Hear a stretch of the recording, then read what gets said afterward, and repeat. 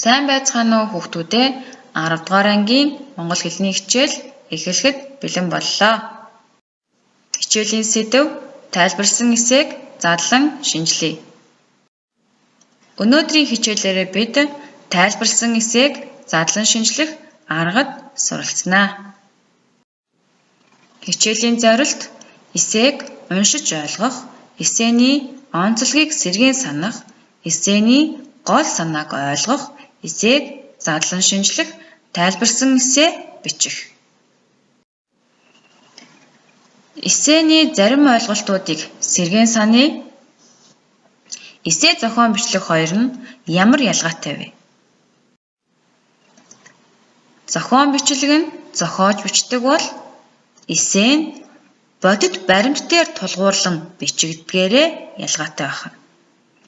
За дараагийн ялгаатай зүйл нь өнгөрсөн одоо ирээдүйд цагийн үйл явдлыг энгийн хүүрнэн өгүүлэх юм уу тодорхой юм үзэгдлийг өнгөцгөн тоочин тайлбарладаг бол эсээ нь альва юмсын үйл явдлыг биш мөн чанар учир шалтгааныг тайлж түүнд өөрийн байр сууриас үнэлэлт өгч шүүмжит санаа нотлохоо баримттай эргцүүлэлт дүүнэлттэй байдгаараа ялгаатай байх нэ. Өөрөөр хэлбэл эсээ бол бичвэрийн дээд хэлбэр, зохион бичлэг бол бичвэрийн доод хэлбэр юм а. Эсээг задлан шинжлэхэд тухайн эсээний төрөл зүйлээс хамааран янз янзаар задлан шинжилж болдог. За бидний задлан шинжлэх эсээ маань тайлбарсан эсээ учраас дараах 6 зүйл дээр нь тулгуурлан задлан шинжилж үзье. За бидний задлан шинжлэх эсээ Д уран хайн гээгдсэн 3 авууга. Эсээгээ уншиж ойлгохын өмнө дараах 2 үгийн тайлбартай танилцъя. Агуу гэдэг нь үлэмж их, том, уудам гэсэн утгатай. Авууга гэдэг нь дуурсгалтай, хүчин төгс, нэгүүлсэнгүй гэсэн утгатай байх нэ. Бидний унших эсээнд авууга гэдэг үг маань олон удаагийн давтамжтай орох учраас тухайн үгийн утгыг сайтар тогтоож тэмдэглэж аваарай. За хамтдаа эсээгээ уншиж ойлгоё. Гээгдсэн 3 авууга. Нялх хүүхдийг харсан хүн хэрвээ нүдэн ис бүрхэг бөгөөс харсан даруйдаал хайрлах сэтгэл алдуурч хэрвзээ хил ис татмаг бөгөөс учирсан даруйдаал өхөөрдөх үг унгана. Хүүхдийн харуут хайр булаам үзүүт үгээ барам өхөөрдөм хөөрхний учрыг хүүхдийн хүүхэд чанарын 3 авуугаад үүнд гинний авуугаад ариуны авуугаад хоргийн авуугаад тус тус оршино. Хүүхдийн гинний авуугаа нь ертөнцийн хатуугийн авуугааг ажраан үгүй агаад ариуны авуугаа нь ертөнцийн нүглийн авуугаад хүчрэгдээн үгүй аваад хоргийн авуугаа нь ертөнцийн атгагийн аваад базаагдсан үгүй аваад тус тус хорглогдмүй. Хурааваас хүүхэд чанарын авуугаа нь ертөнцийг хийгээд өөрийгөө эв ижил нэгэнд сандаг цаг санааны хүчрэхэгт оршимүй. Ойрх цагийн аюум шиг гунгийн сурвалж нь өнөөгийн хүүхэд багчууд хүүхэд чанараа гээсний хар гай идүүгээ ахын багчуудыг харахуйя хайрлахаасаа түрүүнд уурсах өхөөртгөөсөө түрүүнд айх сэтгэл төрнөм. Яагаад? Учир ухваас өнөө цагийн хүүхдүүд хүүхэд чанарын 3 авуугааг онхид гээжээ. 3 авуугагийн гээгдэл нэгт ижинхээ уурга сүүний нүнжгийг гээснээс, хоёрт их нутгийнхаа эрчим шимийн нүнжгийг гээснээс, гуравт элгэн төрөл ардынхаа эрдэм буйны нүнжгийг гээснээс тус тус үүджээ. За бүгдээрээ эсээгээ уншиж дууслаа. За эсээний агуулгын тулгуурчлалд анхаарлаа хандуулаарай. Эсээний эхлэл хэсэгт хүүхдийн мөн чанарын тухай өгүүлсэн байна. Үнэхээр л нэлэх хүүхдийг харсан хэн бүхний хайрлах сэтгэл төрж өхөөрдөх үгийг харамгүй хэлдэг. Энэ бол хүүхдийн төрлөх мөн чанар байна. За эсээний гол хэсэгт хүүхдийн төрлөх мөн чанарыг илүү тодорхой болгож өгсөн байна. Хүүхэд бол гинэн, ариун, хоргүй гэсэн 3 авуугай чанартай юм байна. За дараагийн хэсэг буюу төгсгөл хэсэгт энэ 3 авуугай чанар маань юунаас болж гээгдэг юм бэ гэдгийг зохиолч маань тайлбарлаж өгсөн. Тайлбарлахдаа ижийнхээ уурах сүүний нүнжгийг гээснээс, их нутгийнхаа эрчим шимийн нүнжгийг гээснээс, элгэн төрөл ардынхаа эрдэм буйны нүнжгийг гээснээс хүүхэд чанар гээгдэг юм а хэмээн тайлбарсан байна. За ингээд агуулгаас улбаалан эсээний гол санааг тодорхойлж үзье. Эсээний гол санаа нь хүүхэд чанарын авуугаа нь ертөнцийг хийгээд өөрийгөө ив ижил нэгэнд сандаг цагаан санааны хүчирхэгт оршмоё гэж. Өөрөөр хэлбэл хүүхэд бол хэргүй тунгалаг цагаан цаас шиг гинэн цайлган байдаг болохоор ертөнцийн бүх зүйлийг өөршгөө санаж боддог гэдгийг харуулсан нь эсээний гол санаа болж өгсөн байна. Эсээний дэвшүүлсэн асуудлыг тодорхойлохдоо эсээний эхлэл хэсэг болон гол хэсэг, төгсгөл хэсэгт яг юу гуйгуулж байна вэ гэдгийг анхааралтай уншиж ойлгох нь чухал байдаг. Гээгдсэн 3 авуугай эсээний эхлэл хэсэгт хүүхэд чанарын тухай өгүүлсэн бол гол хэсэгт мөн л хүүхэд чанарын тухай өгүүлсэн.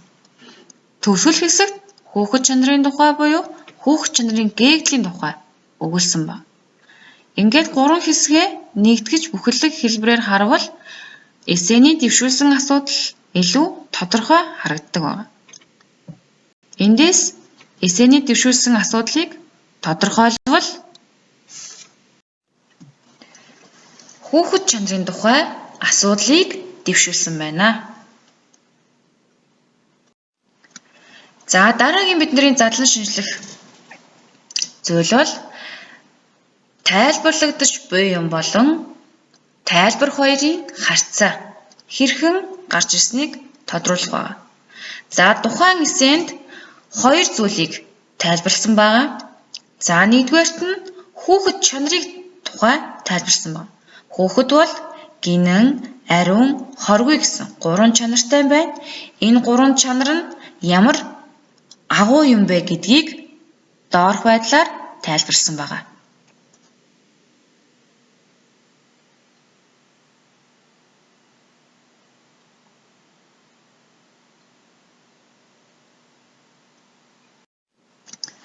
За дараагийн тайлбарлагдаж буй юм бол хүүхэд чанарын гээгдэл байна.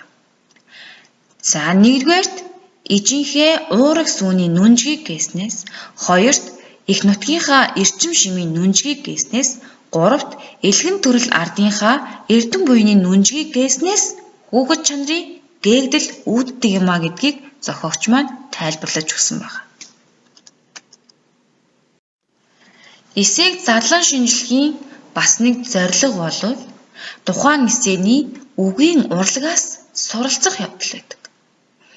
За бидний өнөөдрийн үзэж байгаа гээгдсэн 3 авуугай эсээний хувьд орчин цагийн монгол хэлний бүтээврүүдийг сонгодог монгол бичгийн хэлэнд бичигддэг байсан хэлбрээр нь бичсэн нь уг зохиолчийн бичвэрийн онцлогийг дээрээс нь үгийн урлагийг харуулж байна. Жишээлбэл харангуут гэж бичсэнгүй харуут гэж бичсэн байна. Үзэнгүүт гэж бичсэнгүй үзүүт гэж бичсэн байна. Атгах гэж бичсэнгүй атгах гэж бичсэн байна. Харахад гэж бичсэнгүй харахуяа гэж бичсэн байна. Гэх мэтчлэнгээр оршин цагийн монгол хэлний бүтээврүүдийг сонгодог монгол үчгийн хэлэнд бичигддэг хэлбэрээр нь бичсэн нь тухайн нисээд өвөрмөц сонслогтой үгийн урлагаар баян түүлдэр болгож өгсөн байна.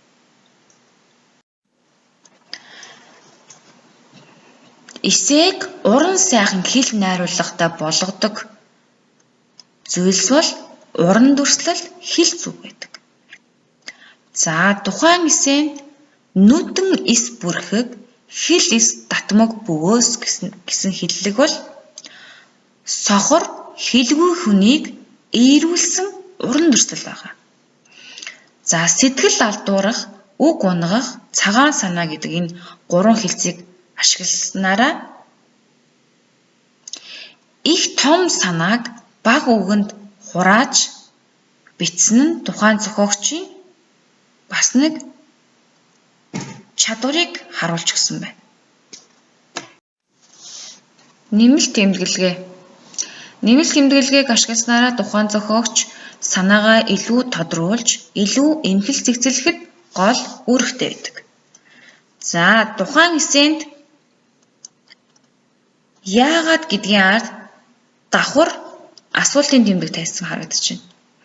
За энэ ямар учиртай вэ гэхээр тухайн асуудлыг илүү тодруулж, илүү чухал шүү гэдгийг уншигчдад ойлгуулахын тулд давхар асуултын тэмдэг тавьсан. За харгай гэдгийн ард анхааруулга тэмдэг тавьсан байна. За анхааруулга тэмдгийн гол зорилго бол тухайн уншигчийг тухайн асуудалд анхаарлаа хандуулахыг зөвлөсөн, анхаарлаа хандуулахыг шаардсан тэмдэглэгээ юм. Гэх мэтчлэн нэмэлт тэмдэглэгийг ашигласнараа тухайн санаагаа илүү тодорхой болгож, илүү эмхэл цэгцлэхэд гол үүрэгтэй байх нэ гэж ойлгох юм. За эсээний дүгнэлт рүү анхаарлаа хандуулъя. Эсээний дүгнэлтийг хоёр янзын аргаар бичиж болдог. Таамаглаж бичиж болдог, баталж бичиж болдог. Гээгцэн 3 авууга эсээний хувьд эсээний дүгнэлт бол баталж, нотолж бичигдсэн байна. Нэгт ижинхээ уурах сүний нүнжгийг гээснээс, хоёрт их нутгийнхаа эрчим шимийн нүнжгийг гээснээс, гуравт элхэн төрөл ардынхаа эрдэм буйны нүнжгийг гээснээс хүүхэд чанар бол гээгддэг юм а гэдгийг баталж, нотолж бичсэн байна. Зохиолчийн үнэлэмж хандлага. Ойрох цагийн аюун шиг гунгийн сурвалж нь өнөөгийн хүүхэд багчууд хүүхэд чанараа гээсний харгай. Энэ хэсэгт зохиолчийн үнэлэмж илэрч байна.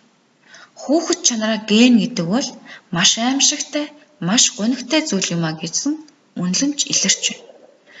За харгай гэдэг үгээр зохиолч маань харамсах хандлагаа илэрхийлсэн байна. За дараагийн хэсэгт эдүгээ ахуйн багчуудыг харах үе хайрлагаасаа түрүүнд уурсах, өхөөртгөөсөө түрүүнд айх сэтгэл төрнөм.